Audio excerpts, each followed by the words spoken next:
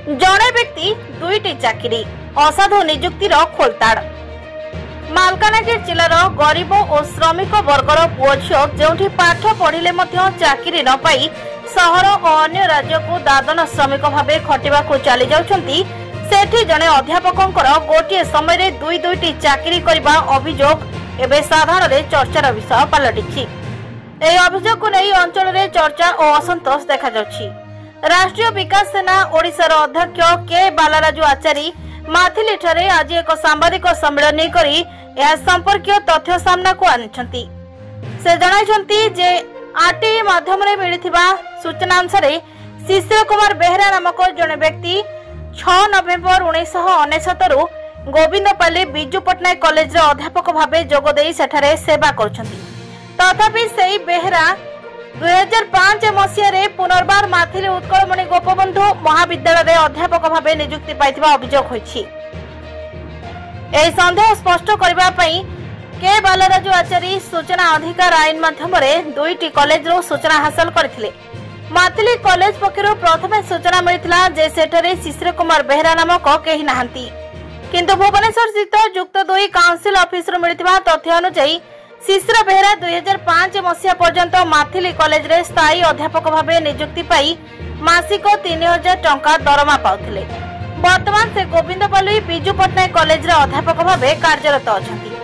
एही अभियोग उपरे के बालाराजु आचारी कहिसंती जे अंचलर शिक्षित युवक युवती जोठी चाकरी खंडे पाइबा पई हताश होउचंती, सेठी जणे व्यक्ति दुईटी स्थान रे चाकरी करुथिबा घटना अनेक प्रश्न उत्तोलन करुछि।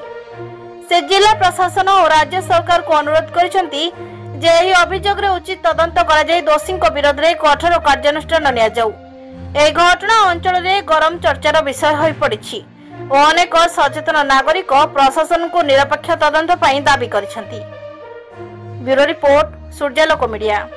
ए अंचल स्वाभिमान सुरक्षा और लोकंकर अधिकार पे लक्ष्मण नायक नेतृत्व में बहुत शहीद मैंने आगुरी निज बलिदान देइछन, जीवन बलिदान देइछन, किंतु एबे पर्यंत ए अंचल लोक पराधीन होके अछंती। एमान को अधिकार से एमान को वंचित करा जाउची। बाहरिया लोक आसिकी दुईटा जगह रे जने चाकरी करछंती, दरमा भी नेउछंती। आमे ए बाबद गोटे तत्व आरटीआई आईन हिसाब से आरटीआई आईन रो पाइछु। सूचना आईन आधार रे आमे गोटे तथ्य आपण मानकर उपस्थापन करछु जे वर्तमान कार्यरत गोविंदपाली जने अछंती Shishir Kumar Behera lecture in education.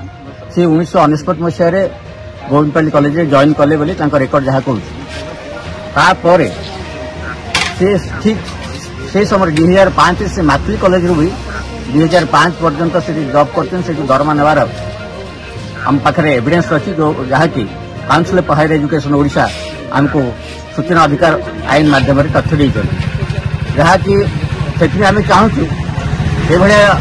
केते करप्टेड एम्प्लॉइज ए अंचल अच्छा तदंत करम पाखे तो अनेक तथ्य अच्छी कि बर्तमान आम चाहूँ जो शिशिर बाबू जो भाई दी टाइप दी जगह चाकरी करछंती आ दरमा नहीं प्रशासन अन्य किसी जानते न जानते मुझे जानी किंतु या इनक्वारी हो आईन अनुसार जहाँ भी कार्यानुष्ठान ग्रहण करा।